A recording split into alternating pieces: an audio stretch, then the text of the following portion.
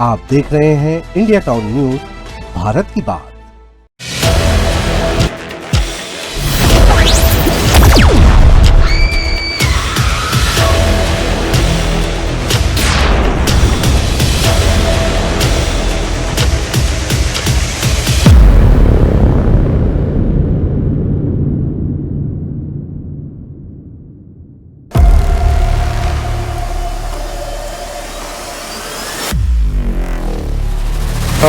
बात नहीं मार रही थी। अब मेरे को भी गुस्सा आ रहा था ये सब चीज़ से, क्या करूं क्या ना करूं ऐसे बोल के फिर मैं उसको मतलब मेरे मन में हो गया कि मैं इसको मारूंगा।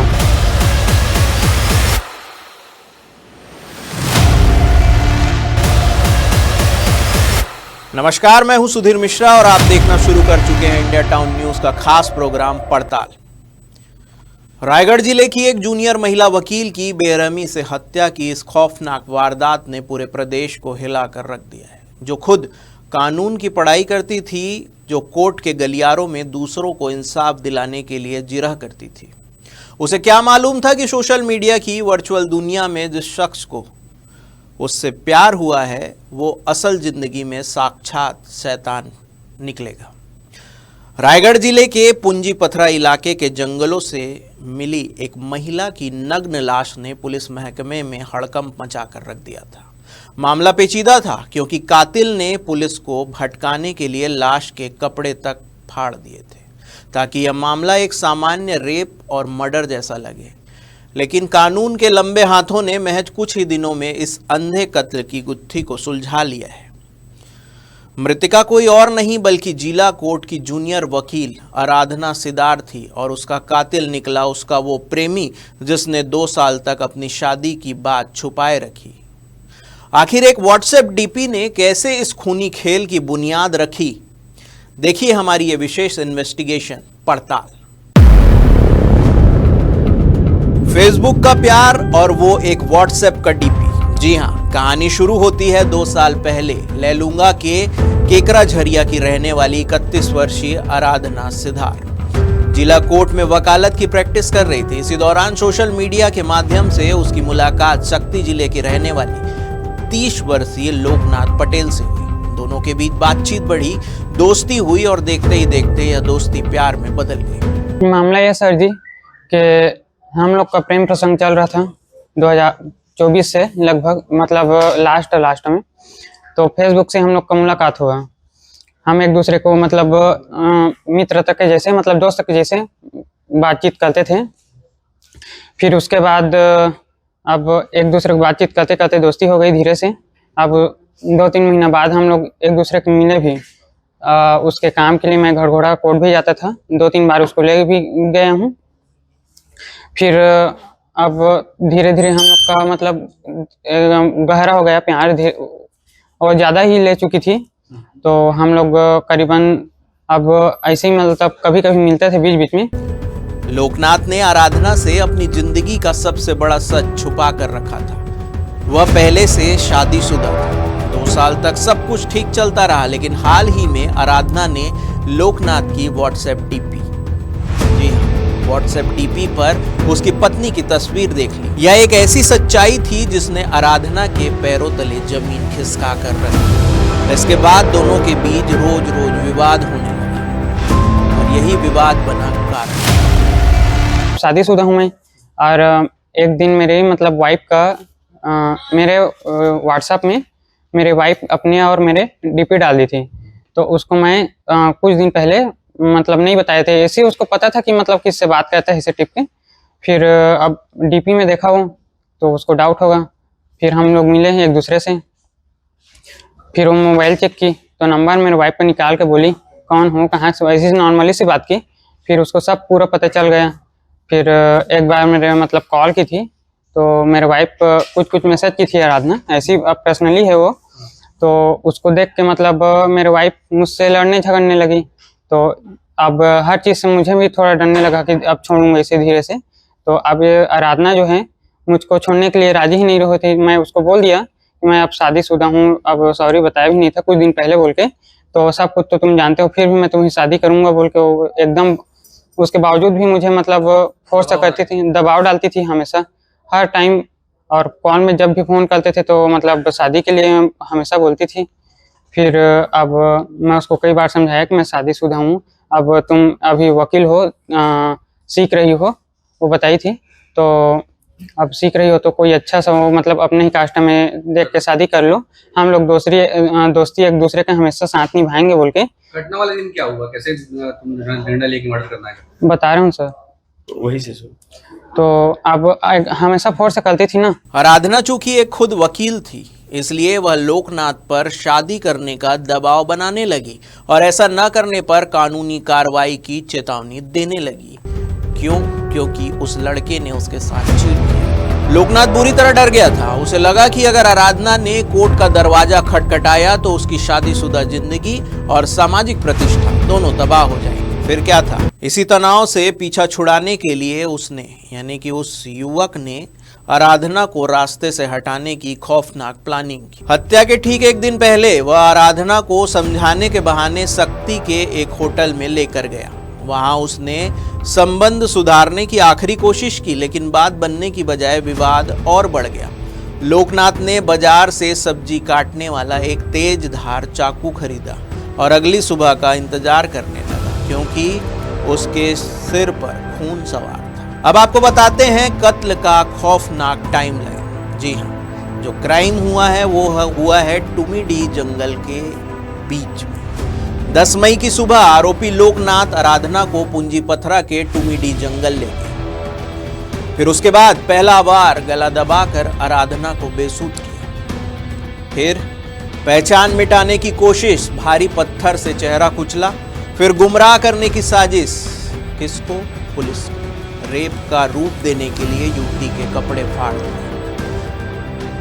और इन सब से भी बात नहीं बनी तो अंतिम प्रहार, क्योंकि उस समय उस युवती की सांसें चल रही, और जब सांसें चलती देखा तो चाकू से गला अलग कर हत्या। यहाँ सुधीर लॉज वहाँ पे ले गया। उसको बोला, पहले बोला था कि मतलब घर चले जाओ बोल के, नहीं जाऊंगे ऐसे बोल के जो भी। तो अब यहाँ से मतलब लॉज में लिए हम लोग, अब वहीं रुके थे। अब बात नहीं मार रही थी। अब मेरे को भी गुस्सा आ रहा था ये सब चीज़ से, क्या करूं क्या ना करूं ऐसे बोल के। फिर मैं उसको मतलब मेरे मन में ये हो गया कि मैं इसको मारूंगा, अब जो होगा सो होगा ऐसे बोल के। इतना मतलब मेरे मानसिक स्थिति खराब कर रही थी वो। तो अब रात में रुके थे। फिर वहाँ अब जबरदस्ती वो बोली कि मतलब चलो, मतलब मेरे अब सोए थे साथ में। फिर उसके बाद सुबह 5 बजे मतलब रात में भी लड़ाई हुई इस शादी को लेकर। तो मैं नहीं कर पाऊंगा ऐसे बोल के उसको बोला। फिर समझाया। फिर सुबह हम लोग निकल गए। अब वहाँ से मैं सीधा उसको लेके ये जो रास्ता आया था गिरवानी वाला, वही रास्ते में फिर से चला गया। फिर वहाँ से मैं उसको अब एक बार फिर समझाऊंगा सोच के जंगल अंदर ले गया। अगर नहीं मानेगी तो इसका मैं वो कर दूंगा बोल के। अगर मान जाएगी तो ठीक है, नहीं मानेगी तो फिर फिर उसको अंदर ले गया। फिर उसको समझाया कि आराधना ऐसे मत करो यार, तुम्हारा भी लाइफ हो जाएगा, अच्छे से घर में जाओगे, वकील हो, आप सीख रहे हो धीरे से, तो कोई अच्छा से जॉब वाला मिल जाएगा। मैं तो थोड़ा गरीब हूँ ऐसे बोल के, तो नहीं तुझसे ही शादी करूँगा। और वो गाली गलौज भी करने लगी, नहीं तो ये सब चीज़ मुझे क्यों फंसाया, ऐसे वैसे दुनिया भर के बोली। फिर ठीक है बोली। मैं उसको मतलब फिर ना अब गुस्सा तो आया मेरे को, गाली गलौज दे रहा था। तो अब सुनसान जगह था, मेरा मकसद अब मूड खराब हो गया। तो उसको गला को दबाया पहले वहीं पे।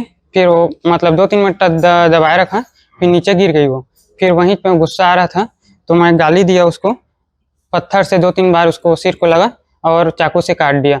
फिर मैं वहाँ से निकल गया अपना मतलब स्कार्फ बांध के सीधा। तो पत्थर से क्यों कुचला उसको? पत्थर से क्यों मारा? मारने के बाद पत्थर क्यों मारा सर? नहीं मरी थी, पहले पत्थर मारा था उसको। अब आपको बताते हैं कि कैसे इस अंधे कत्ल की गुत्थी सुलझाने में साइबर सेल का जाल फैलाया गया और कातिल का कबूलनामा कैसे सामने आया। जंगल में लाश मिलने के बाद रायगढ़ के एसएसपी शशि मोहन सिंह के निर्देश पर पूंजी पथरा पुलिस और साइबर सेल की संयुक्त टीम काम पर लग गई। पुलिस के सामने सबसे बड़ी चुनौती लाश की शिनाख्त और कातिल तक पहुंचना था। पुलिस ने मृतका के मोबाइल के कॉल डिटेल रिकॉर्ड यानी कि CDR को खंगालना शुरू किया। कॉल डिटेल में आखिरी कड़ियां लोकनाथ पटेल से ही जुड़ रही थी। जब पुलिस ने इलाके के सीसीटीवी फुटेज खंगाले तो लोकनाथ और आराधना एक साथ नजर आए। पुलिस ने घेराबंदी कर लोकनाथ को हिरासत में लिया। पहले तो वह मुकरता रहा, लेकिन जब पुलिस ने तकनीकी सबूत सामने रखे तो उसने अपना जुर्म आखिरकार कबूल किया। उसने बताया कि वह पहले इस इलाके में एक कारखाने में काम करता था, इसलिए उसे जंगल के इस सुनसान रास्ते की पूरी जानकारी थी। आराधना सिदार की हत्या की गुत्थी रायगढ़ पुलिस के द्वारा सुलझा लिया गया है और इसमें जो आरोपी है लोकनाथ पटेल, जो कि शक्ति जिला का रहने वाला है और चारपारा इसके गांव का नाम है। जो कहानी सामने आई है उसके हिसाब से इसका फेसबुक के द्वारा आराधना के साथ दोस्ती हुई थी और दोस्ती जो है प्यार में बदल गया और ये लोग आपस में बातचीत करने लगे, मिलने जुलने लगे। और ये व्यक्ति चूंकि शादीशुदा था और ये बात उस महिला वकील से इसने छुपा के रखा था, लेकिन अंततः एक दिन इसकी पत्नी की डीपी के माध्यम से इसकी पत्नी ने जब अपना डीपी चेंज किया तो उस आराधना को जब ये पता चल गया तो इस बात को लेकर इनके बीच में विवाद होने लगा और आराधना इसके साथ शादी करना चाहती थी। ये लगातार कन्विंस कर रहा था, लेकिन अंततः बात बनी नहीं।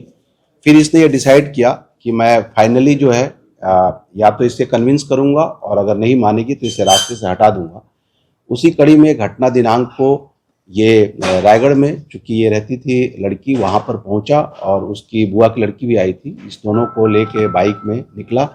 बुआ की लड़की को केवड़ाबाड़ी बस स्टैंड में बिठा दिया और वहां से मृतिका को अपनी गाड़ी में लेकर यहाँ से जंगल के रास्ते से घूमते हुए ये शक्ति पहुंचा। वहाँ गुप्ता लॉज में ये लोग नाम बदल के पति पत्नी के तौर पर अपना एंट्री कराए और वहाँ पर रुके। वहाँ पर भी इनके बीच में इस बात के लिए फिर से विवाद हुआ, जिसमें एक कन्विंस करने की कोशिश कर रहा था कि मैं शादीशुदा हूँ, पॉसिबल नहीं है कि तुमसे शादी कर पाऊँ, लेकिन लड़की ने इसको इसके कहे के अनुसार दबाव डाला और तब इसने डिसाइड कर लिया और ये लड़की को लॉज में छोड़ के वहीं से दुकान से जाकर सब्जी काटने वाली चाकू खरीद के ले आया और रात में लड़की के साथ में ये रहा और सुबह 5:30 बजे लड़की को लेके ये पुनः इधर ही के जंगल में आ गया, पूंजीपतरा थाना क्षेत्र के जंगल में। चूँकि यहाँ पे पहले ये प्लांट में काम करता था तो यहाँ के जंगल से ये अनभिज्ञ नहीं था, इसलिए इसे पूरा आइडिया था और जंगल में ले गया वहाँ पर और ले जाकर लड़की के साथ एक बार फाइनल बात किया। फिर से बोला कि पॉसिबल नहीं है, हम दोस्त की तरह ही रहते हैं, बट अंततः लड़की नहीं मानी। फिर वहाँ पर इसके साथ प्रेम करने का नाटक किया और पीछे से जाके इसका गला दबा दिया और गला दबाने के बाद जब वो गिर गई बेहोश होके तो फिर पत्थर, वहाँ जो पत्थर रखा हुआ था, पत्थर से इसके सर को कुचल दिया और जो चाकू रखा हुआ था उससे भी वार किया और उसके बाद वहाँ से ये फरार हो गया। चाकू वाकू सब धो धा के और ये घर पहुँच गया। इस बीच में ये लड़की बन के ही मोबाइल से, जो मोबाइल चालू था उस पर बात भी किया है और उसके एटीएम से पैसे भी निकाले हैं। पुलिस को 2 दिन लगे डेड बॉडी को शिनाख्त करने में, लेकिन जब एक बार डेड बॉडी शिनाख्त हो गई तो पुलिस ने प्रोफेशनल तरीके से और अपने टेक्निकल टीम की सहायता से, हमारी साइबर की टीम और पूंजीपतरा के थाना प्रभारी राम किंकर यादव की टीम लगातार इसमें लगी रही। कई सीसीटीवी फुटेज को खंगाले गए और रायगढ़ पुलिस को सीसीटीवी फुटेज में एक लड़का लड़की जाते हुए दिखे, जिसमें वो नंबर भी आया, नंबर प्लेट। उस नंबर प्लेट के आधार पे मालिक का पता किया गया और साथ ही फिर टेक्निकल टीम भी काम कर रही थी और अंततः इसका लोकेशन शक्ति में मिला। कल शक्ति पुलिस की सहायता से हमारी टीम वहां गई थी। रात को इसे रेड किया गया। रात को ये पुलिस को पहले बहुत घुमाने की कोशिश किया, लेकिन जब इसे तमाम सबूत दिखाए गए तब ये अंततः राजी हुआ और इसने अपनी कहानी बताई कि ये पूरी कहानी का विवरण यही था कि चूंकि लड़की इस पे शादी का दबाव डाल रही थी, इसलिए इसने उसकी हत्या कर दी। और आरोपी लोकनाथ अब जेल के सलाखों के पीछे है, लेकिन यह वारदात के पीछे कई बड़े सवाल छोड़ जा रही है। सोशल मीडिया की इस चमचमाती दुनिया में हम जिस चेहरे पर आंख मूंद कर भरोसा कर लेते हैं, उसके पीछे का असली सच कितना खौफनाक हो सकता है, यह घटना उसका जीता जागता उदाहरण है। एक होनहार महिला वकील जो दूसरों के हक की लड़ाई लड़ती थी, वह खुद इस धोखे और सनक का शिकार हो गई। हमारी आपसे अपील है कि सोशल मीडिया पर रिश्ते बनाने से पहले पूरी सावधानी बरतें, परखें, तभी विश्वास करें। इस दिल दहला देने वाली हत्याकांड पर आपकी क्या राय है? कमेंट सेक्शन में हमें जरूर बताएं। फिलहाल के लिए आज की पड़ताल में इतना ही। बाकी देश प्रदेश की हर बड़ी खबर और अपराध की हर छोटी बड़ी इनसाइड स्टोरी के लिए देखते रहिए इंडिया टाउन न्यूज, भारत की बात। नमस्कार।